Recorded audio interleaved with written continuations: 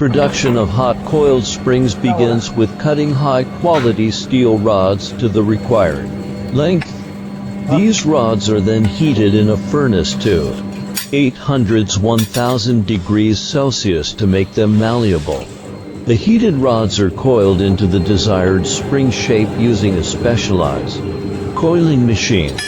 After coiling, the springs are quenched in oil or water to cool quickly, followed by tempering to relieve internal stresses and improve durability. Finally, the springs undergo surface treatments and rigorous quality control tests before being packaged for shipment.